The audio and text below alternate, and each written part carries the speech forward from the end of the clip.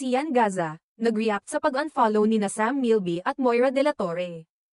Naglabas ng kanyang reaksyon si Sian Gaza sa pamamagitan ng kanyang Facebook account, kung saan ipinost niya ang isang screenshot mula sa Instagram account ni Sam Milby. Ipinakita ng screenshot na hindi na tinatangkilik ni Sam ang singer-songwriter na si Moira De La Torre sa nasabing platform. Sa kanyang post, nagbigay si Sian ng kanyang opinyon patungkol sa nangyaring issue.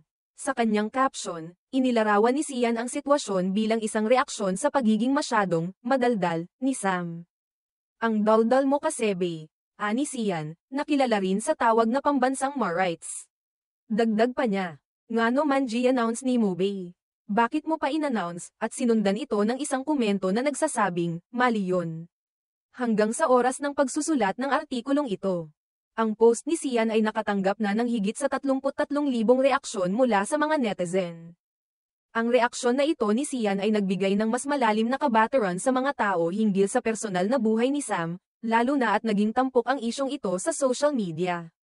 Sa mga nakaraang araw, tinugon ni Sam ang mga kumakalat na tsismis ukol sa kanyang personal na buhay sa isang media conference na isinagawa para sa kanyang seryeng, Saving Grace. Sa isang eksklusibong interview na ipinahayag sa ABS-CBN News. Nagsalita si Sam ukol sa kanyang nakaraan bilang magkaibigan nila ni Moira, kung saan inamin niyang hindi na sila magkaibigan ngayon. Ayon kay Sam, nagkaroon sila ng hindi pagkakaintindihan at nagdesisyon na magkalayo, bagaman hindi niya ipinaliwanag ang mga detalyeng nagdulot ng kanilang alitan. Ang post na ito ni Sian Gaza ay naging usap-usapan sa social media.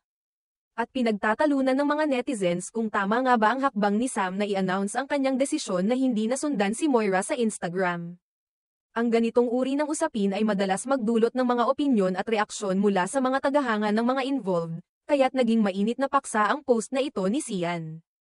Samantalang wala pang direktang sagot o reaksyon mula kay Sam hinggil sa post ni Sian. Ang isyong ito ay nagbigay diin sa pagiging bukas ng mga celebrities sa social media tungkol sa kanilang personal na buhay, at kung paano nakakaapekto ito sa kanilang relasyon sa ibang tao.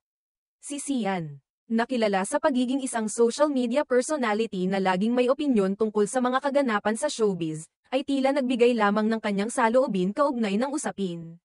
Sa kabuuan, ang isyu ng hindi pagsunod ni Sam kay Moira sa Instagram ay nagsilbing isang paboritong paksa ng mga netizens na laging nag-aabang ng mga bagong chismis at detalye hinggil sa buhay ng mga sikat na personalidad.